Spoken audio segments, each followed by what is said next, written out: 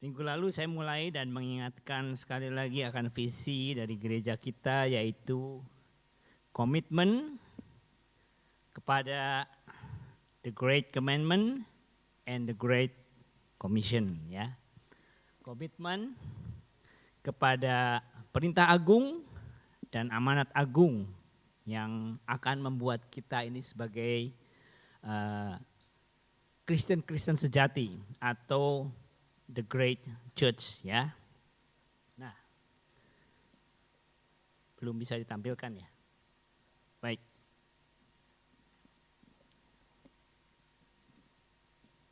Oke, sementara sambil menunggu, enggak apa-apa.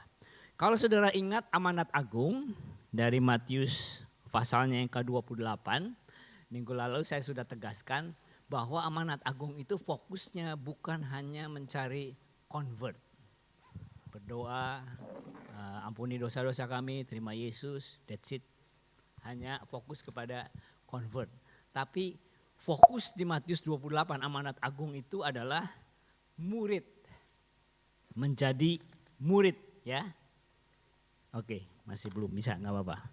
Menjadi murid. Nah, murid saya definisikan, salah satu definisi yang saya bagikan minggu lalu diambil dari Tyndale adalah Tyndale Bible Dictionary, adalah seorang yang mengikuti orang lain atau jalan hidup orang lain dan yang memberikan dirinya untuk didisiplin atau diajar oleh pemimpin atau jalan hidup itu. Ya, sudah mulai. Ya, ini salah satunya. Jadi ada kata disiplin di situ. Sebelumnya kita melihat kata komitmen. Lalu ada disiplin. Nah ini hopeng saudara. Saudara nggak bisa disiplin kalau nggak komitmen saudara. Seorang murid harus komitmen. Seorang murid juga harus disiplin. Karena kata dasarnya disciple itu disiplin. Disiplin. Jadi komitmen dan disiplin.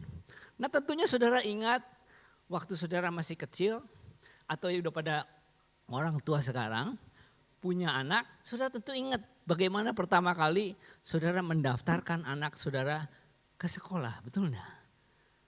Waktunya nih pertama kali masuk sekolah, anaknya enggak mau bangun, masih ngantuk mah, saudara ngapain?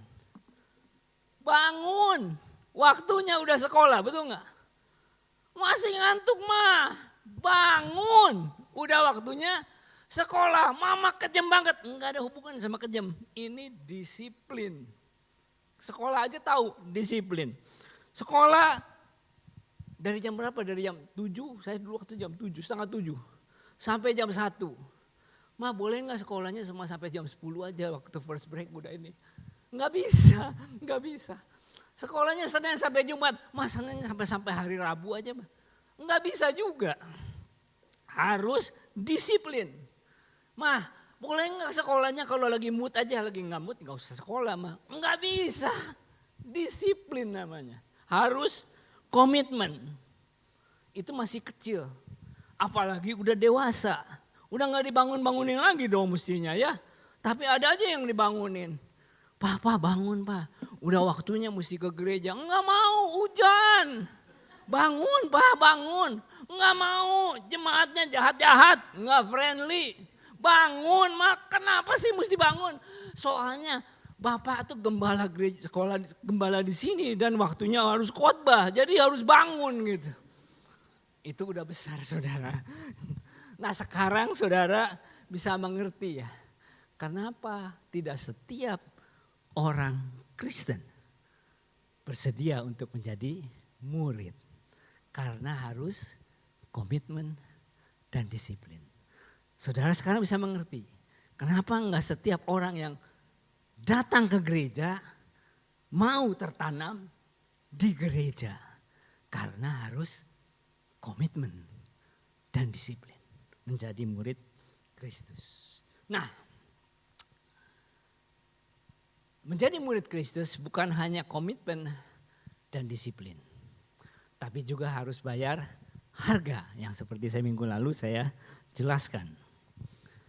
Harga yang kita bahas minggu lalu dari ayat Matius 16 ayat ke-24, ada di Markus dan Lukas juga, ada 3 hal. Yaitu Yesus berkata kepada murid-muridnya, setiap orang yang mau mengikut aku, ia harus menyangkal dirinya, memikul salibnya, dan mengikut aku. Minggu lalu saya bahas menyangkal diri. Apa itu menyangkal diri? Menyangkal diri secara umum atau secara sederhana adalah mengingkari keinginan, ketertarikan atau ego kita yang bertentangan dengan firman Tuhan. Pada dasarnya seperti dulu. Nah, ada hal-hal yang memang udah jelas-jelas dosa, saudara. Jelas-jelas dosa, tentu kita tidak boleh ya. Seperti misalnya membalas dendam, membenci, naruh dendam, bersungut-sungut saya katakan. Hidup dalam kecabulan dan sebagainya, itu jelas-jelas gak boleh. Tapi minggu lalu saya tambahkan, saudara bisa menjadi murid yang lebih lagi tingkatnya, bukan hanya hal-hal yang dosa, tapi hal-hal juga yang sifatnya pilihan sebetulnya. Waktu kita memilih sesuatu, kita tahu bahwa Tuhan tuh sebetulnya lebih berkenan kalau kita ambil jalan yang ini. Kita ambil pekerjaan yang ini. Kita ambil pergi atau tidak, yang ini lebih berkenan kepada Tuhan. Itu yang saya jelaskan minggu lalu juga ya. Jadi ada hal-hal. Nah, sebelum saya masuk ke topik yang kedua, poin yang kedua, saya mau bersaksi pengalaman saya sendiri di dalam hal mengikut Tuhan, menjadi murid Tuhan. Oleh karena kasih karunia Tuhan, waktu kami baru lahir baru itu tahun 90-an, Tuhan itu kasih bahan-bahan banyak banget dari Indonesia.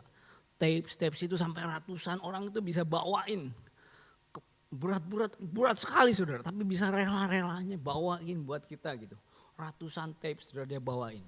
Ini kami belajar dari berbagai preacher and teacher dari berbagai dunia saudara ya, karena waktu itu sekolahnya Petrus Agung mengadakan satu sekolah, namanya apa ya sekolahnya, jadi lupa saya. Tapi pengajar-pengajarnya itu dari luar negeri semua saudara. Banyak yang dari luar negeri. Ada John Bevere di situ, dari Inggris, dari Amerika, Malaysia, Singapura. Ada semua di situ. Jadi saya sempat banyak mendapat berkat kesaksian dari mereka yang sangat memberkati saya. Dan salah satunya saya belajar artinya menyangkal diri dari hamba-hamba Tuhan ini saudara. Salah satunya ada seorang hamba Tuhan yang bernama Colin Hurt. Dia bercerita pengalamannya tentang menyangkal diri. Dia dari England. Ketika Tuhan menyuruh dia ke Malaysia untuk menjadi penginjil di sana, itu dia bergumul berat saudara. Dia cari 1000 macam alasan untuk tidak ke Malaysia. Ketika istrinya imannya lebih kuat. Ayo ke Malaysia katanya. Are you crazy katanya. Tahu nggak berapa mahalnya bayar international school di Malaysia? Siapa yang support kita? Kita kan nggak disupport oleh gereja di Inggris atau di Malaysia, nggak ada yang support. Bagaimana kita bisa hidup ke sana? Istrinya berkali-kali nggak pernah mempan. Sampai akhirnya ada hamba Tuhan yang bernubuat sekali untuk dia. Kamu harus ke Malaysia, dia masih enggak. Beberapa waktu kemudian ada hamba Tuhan lain lagi yang nggak ada hubungannya bernubuat lagi. Kalau kamu tidak ambil, Tuhan akan pakai orang lain and you'll be responsible untuk itu. Waduh, dia mulai ini ya, udah mulai convinced gitu, terconvicted maksudnya. Sampai akhirnya dia berdoa lagi kepada Tuhan dan Tuhan berikan satu jawaban. Kamu ingat cerita tentang Abraham yang mengorbankan anaknya? Dan Tuhan berkata, saya beritahu. Abraham itu mengorbankan anaknya, bukan mengorbankan sekolah anaknya katanya. Waduh, dia langsung kan. Pendek cerita, akhirnya dia taat. Nah, dari contoh-contoh hamba Tuhan yang belajar menyangkal diri, itulah kami memulai kekristenan kami. Challenge-nya salah satu yang saya ingat adalah anak kami waktu itu John masih kecil, dia hobi main bola. Orang tua anaknya main bola, waduh senang masukin klub dong. Ya, begitu masuk klub, hari apa latihannya? Hari Rabu, good. Lalu hari Minggu mesti tanding katanya. Pertanding hari Minggu. Waduh, boleh nggak ikutan yang hari Rabunya aja lah, hari Minggunya. Langsung dibalas sama si coachnya ini, buat apa ikutan latihan kalau nggak tanding katanya. Kami ingat tuh saling berpandang-pandangan begitu. Tanpa ada suara. Sama-sama agreement. Wah, kalau suruh milih begini, kami mending pilih Tuhan deh. Kenapa? Karena kami tahu lebih baik mengajarkan anak takut akan Tuhan, menomorsatukan Tuhan daripada menomorsatukan hobi. Karena kami nggak mau anak kami besar, hobi, kaya atau bahkan pintar dan sebagainya, tapi Tuhan dinomorduakan.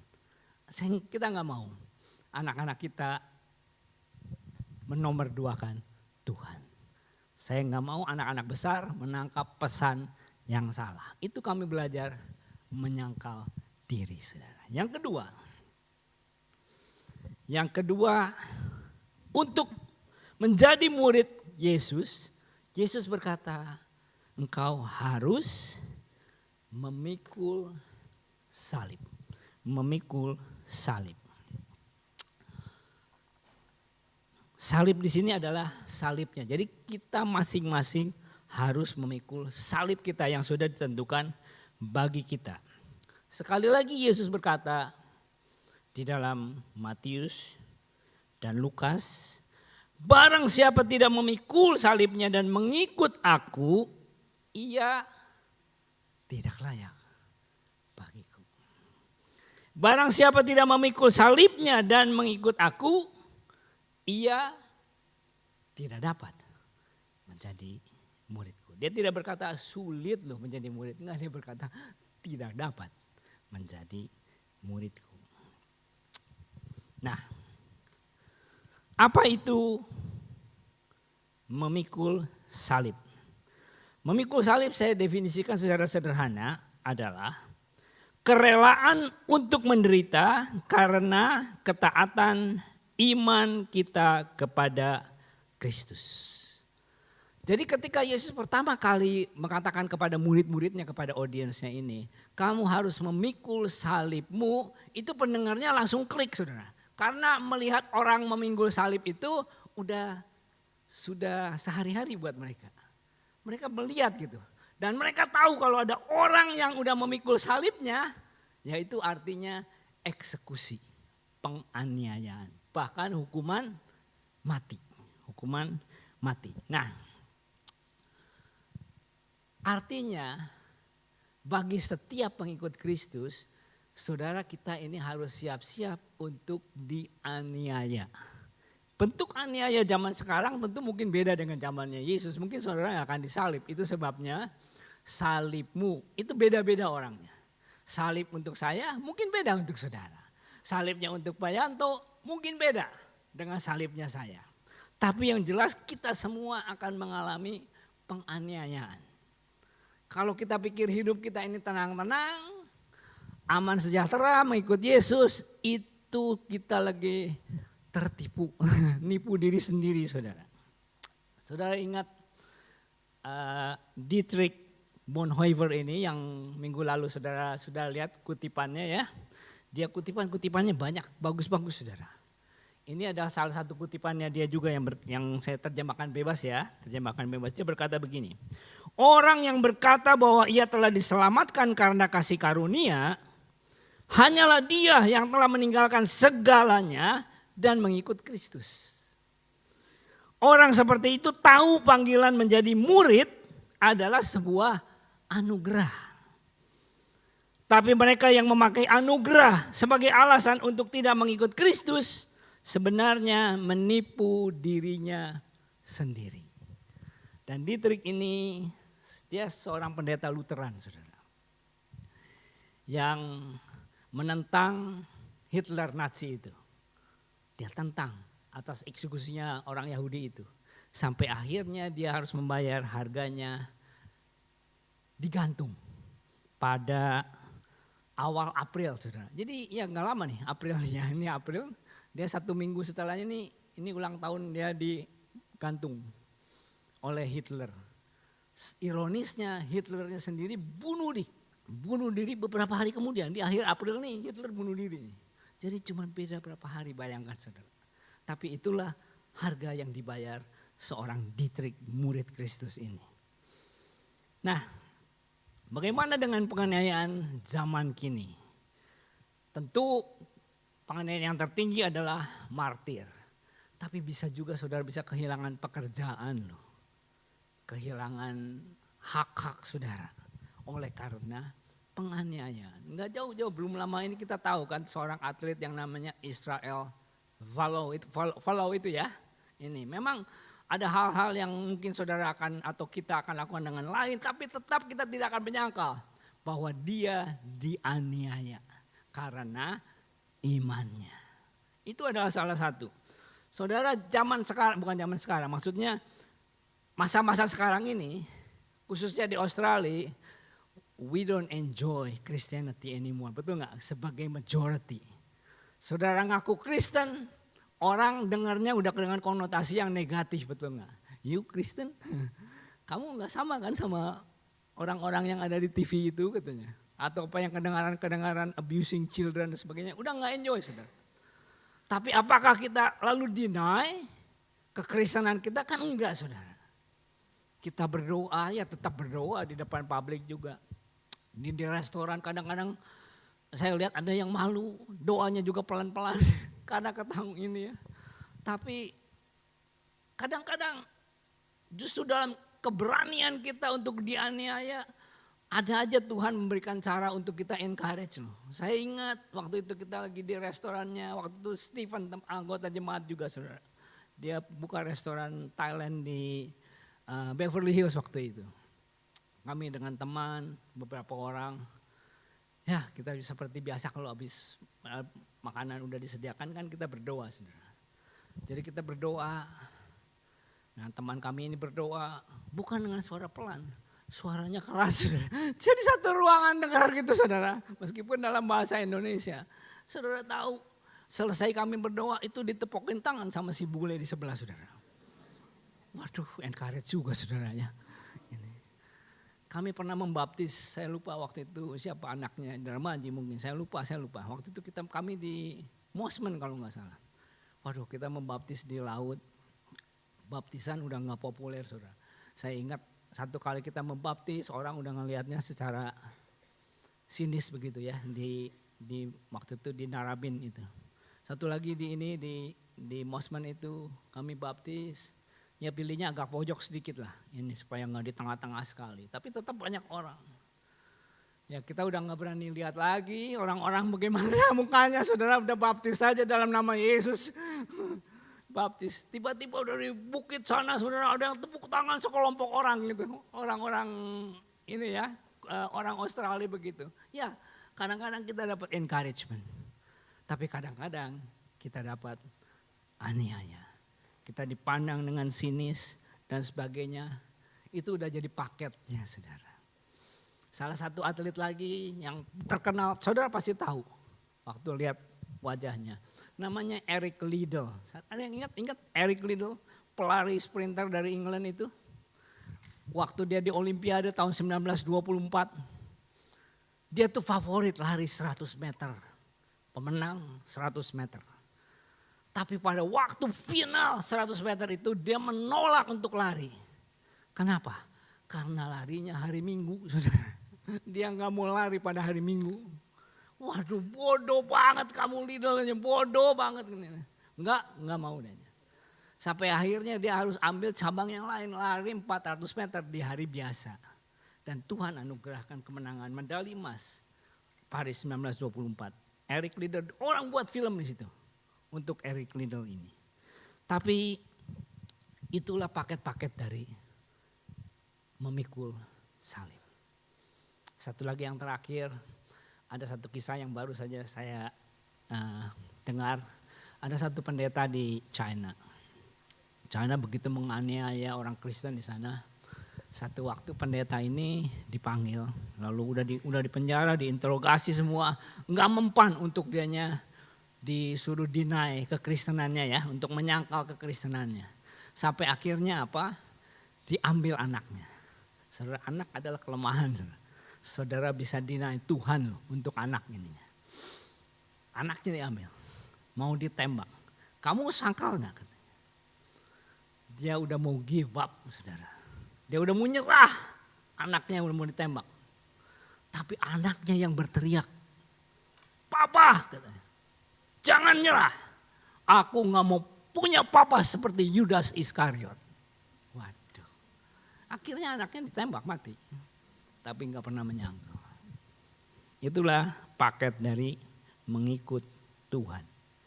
Yang terakhir, yang ketiga. Yang ketiga, ya sebelumnya menyangkal diri, memikul salib itu menurut versi Lukas itu termasuk setiap hari. Setiap hari. Bukan hanya, iya saya dulu pernah, sekarang udah enggak lagi. Enggak, saudara. Menyangkal dan memikul salib setiap hari. Dan yang terakhir, mengikut aku. Mengikut aku. Jika seseorang mau menjadi muridku, ia harus mengikut aku. Nah, saya tampilkan dua definisi murid yang minggu lalu saya sudah sampaikan. Yang pertama dari Kamus Bahasa Indonesia, murid artinya seorang yang sedang berguru, belajar atau sekolah. Definisi yang satu lagi, definisi bebas saya ya, disciples, artinya seorang yang tidak hanya menerima pandangan gurunya, tetapi dia juga mempraktekannya dalam kehidupan sehari-hari. Seperti pikul salib tadi ya, sehari-hari. Nah, jadi saya tambah satu lagi ya, dari definisi Alkitab juga. Kata mengikut atau dalam bahasa Yunaninya itu artinya to be in the same with. Artinya kita berada di jalan yang sama dengan Yesus. Kita mengikuti apa yang Yesus katakan dan lakukan. Nah, sebelum saya masuk lebih jauh dulu, saya mau menjelaskan sesuatu. Dari tadi definisi yang sederhana Kamus Indonesia ya. Seorang murid adalah seseorang yang sedang berguru atau belajar atau sekolah. Dibandingkan dengan definisi secara Ibrani atau bahkan secara Yunani. Yaitu seseorang yang tidak hanya menerima pandangan gurunya tapi juga mempraktekannya dalam kehidupan sehari-hari. Nah ini saya mau tanya ya, kalau guru bertanya murid menjawab. Baik. Waktu saudara dulu sekolah, saudara kan berguru kan? Apa yang saudara harapkan dari guru saudara? Kenapa saudara bersekolah atau berguru? Tujuannya adalah untuk mendapatkan ilmunya. Ilmu dari sang guru. Ya. Ada lagi yang lebih? Enggak ada. Ya. Ilmu dari gurunya. Baik. Apa bedanya dengan konsep Ibrani ini? Kalau seorang rabi gitu, punya murid. Dia bukan hanya mau mencari ilmunya. Tapi dia mau menjadi seperti gurunya. Itu konsep murid di zamannya Tuhan Yesus. Jadi bukan hanya ilmunya, tapi dia liatin karakternya bagaimana. Kalau dia menghadapi suatu masalah, menghadapi suatu keadaan, dia liatin gurunya bagaimana bereaksi. Nah, dia ikutin itu. Itu sebabnya zaman dulu nggak ada jalan lain. Murid harus mengikuti gurunya 24/7. Sampai beberapa tahun. Dari pagi sampai malam dia liatin. Bagaimana kehidupan paginya, bagaimana mungkin devotionnya, bagaimana mungkin, maaf kata, ke belakangnya bagaimana. Karena buat orang Yahudi itu segala sesuatu itu mereka mengucapkan syukur, saudara. Orang Farisi itu terkenal dengan 100 grace saying gitu. Ya, dengan kata-katanya, kata-kata depannya itu sama semua. Baru kata Adonai Eloheinu, Raja semesta alam yang titik-titik-titik gitu. Jadi misalnya kalau bangun pagi nih, mereka mengucapkan itu. Terpujilah Tuhan Allah semesta alam, Raja semesta alam yang memberikan misalnya tidur yang nyenyak. Memberikan tubuh yang sehat. Ke WC, nyebutin lagi. Terpujilah Tuhan Allah gini, bisa 100 sehari. Ketemu cewek cakep nih di jalan. Itu enggak jelalatan. Mungkin tapi dia, ini cakep juga. Tapi langsung terpujilah Tuhan Allah semesta alam, Raja semesta alam yang menciptakan wanita yang cantik. Ya udah, that's it, begitu aja saudara. Tapi semuanya penuh dengan begitu. Saya lagi ngomongin apa? Kenapa jadi ngomongin begini ya? Oh ya, seorang murid ini, maaf kelihatan cewek cantik jadi lupa gitu saudara. Seorang murid itu ngikutin ininya. Oh rupanya rabinya begini ya. Mengucapkan syukur senantiasa gitu dimanapun ini. Nah itu yang menjadi targetnya. Zaman dulu seminari saudara, seminari school itu gurunya itu nginep di situ, dosen-dosennya itu nginep. Itu ada bagusnya, jadi kelihatan bagaimana mereka dari pagi sampai malam. Zaman sekarang nggak ada, apalagi online kan. Jadi benar-benar cuma mau menangkap ilmunya aja. Tapi bukan itu murid Yesus yang Tuhan maksudkan di sini. Seorang yang mau menjadi muridku harus mengikut aku. Artinya dia harus menjadi seperti aku. Dalam bahasa Ibraninya, diterjemahkan dalam bahasa Inggris, ada satu istilah yang sangat familiar. Namanya come, follow me. Atau kadang-kadang hanya come atau follow me. Itu artinya sama, konsepnya sama. Nah kalau saudara ingat ada satu peristiwa ketika murid-murid lagi berlayar, bertolak gitu. Yesus nggak ada di kapal itu.